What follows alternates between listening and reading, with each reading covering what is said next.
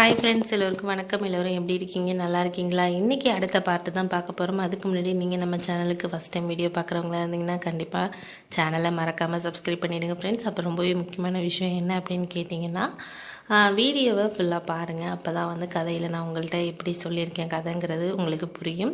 அந்த கதையோட சுவாரஸ்யத்தை நீங்களும் வந்து கண்டிப்பாக வந்து அனுபவிக்க முடியும். அதனால தான் வந்து கதையை ஃபுல்லாக பாருங்கள் அப்படின்னு சொல்கிறேன்.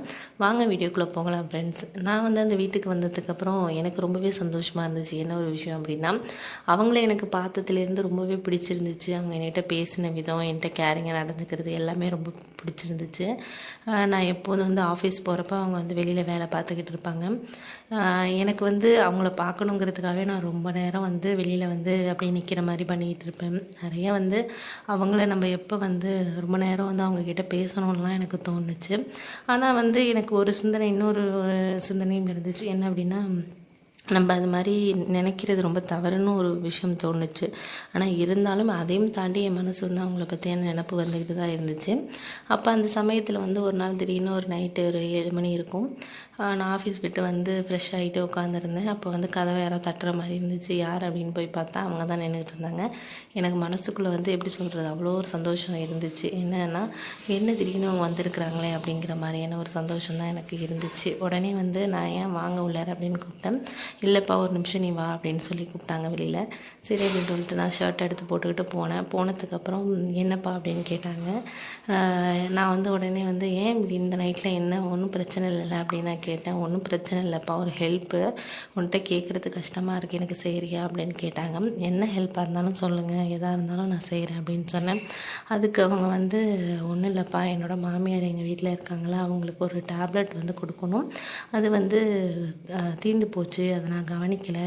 இப்போ வந்து அவங்களுக்கு ரொம்ப வந்து முடியாமல் இருக்குது, சித்த போய் வாங்கிட்டு வாங்க நீங்கள் அப்படிங்கிற மாதிரி சொன்னாங்க. சரி அப்படின்னு சொல்லிவிட்டு, நான் இதுக்கு தானே என்கிட்ட தாங்கியிருக்கீங்க, எதாக இருந்தாலும் உரிமையாக கேளுங்கன்னு நீங்கள் என்கிட்ட சொல்கிறீங்க, அதை தான் நான் உங்ககிட்ட சொல்கிறேன். எதாக இருந்தாலும் என்கிட்ட நீங்கள் உரிமையாக கேளுங்க அப்படின்னு சொன்னேன்.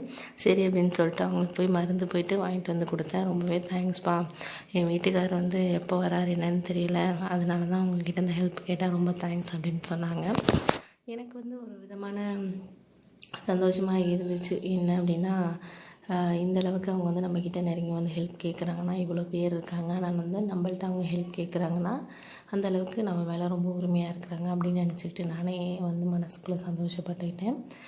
அதுக்கப்புறம் எனக்கு என்ன தோணுச்சுன்னா, ஒரு விஷயம் வந்து அவங்கள பற்றியான நினப்பு இன்னுமே அதிகமாக வர ஆரம்பிச்சிருச்சு. அவங்கள பற்றியான சிந்தனைகள்லாம் வந்து அதிகமாகவே வர ஆரம்பிச்சிச்சு. சரி அப்படின்னு சொல்லிவிட்டு நானும் இருந்துகிட்டு இருந்தேன். அப்புறம் வந்து ஒரு நாள் திடீர்னு அவங்க வந்து எனக்கு ஃபோன் பண்ணாங்க.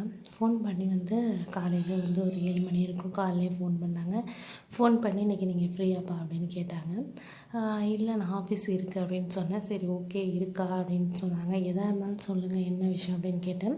இன்றைக்கி கொஞ்சம் எனக்கு வீட்டில் வேலை இருக்குது, எனக்கு வந்து ஹெல்ப் பண்ண முடியுமா அப்படின்னு கேட்டாங்க. சரி அப்படின்னு சொல்லிட்டு, நான் இன்றைக்கி ஆஃபீஸில் வந்து ஆஃப் டே கேட்குறேன், மதியானத்துக்கு மேலே நான் போகிறேன், என்ன வேலையாக இருந்தாலும் நான் வரேன் அப்படின்னு சொன்னேன். உடனே வந்து எனக்கு மனசுக்குள்ளே என்ன தோணுச்சுன்னா, என்ன திடீர்னு அவங்க ஃபோன் பண்ணி கேட்டிருக்காங்களே, என்ன விஷயமா இருக்கும் அப்படின்னு சொல்லிட்டு எனக்கு நிறைய சிந்தனைகள் ஓடிக்கிட்டு இருந்துச்சு. அப்போ வந்து சரி அப்படின்னு சொல்லிட்டு நானும் வந்து ஓகே அப்படிங்கிற மாதிரி இருந்தேன். அதுக்கப்புறம் வந்து அன்றைக்கி வந்து ஒரு 9 மணிக்கா வந்து போனேன் அவங்க வீட்டுக்கு. அவங்க மாமியார் யாருமே இல்லை, அவங்க மட்டும்தான் இருந்தாங்க. அவங்க வந்து அழகாக வந்து சாரி கட்டிட்டு சூப்பராக இருந்தாங்க. வாப்பா உட்காரு, நான் வந்து உனக்கு டீ எடுத்துகிட்டு வரேன் அப்படின்னு சொன்னாங்க. ஏன் என்ன திடீர்னு வந்து கூப்பிட்ருந்தீங்களே, என்ன ஏதாச்சும் விசேஷமா அப்படின்னு கேட்டேன்.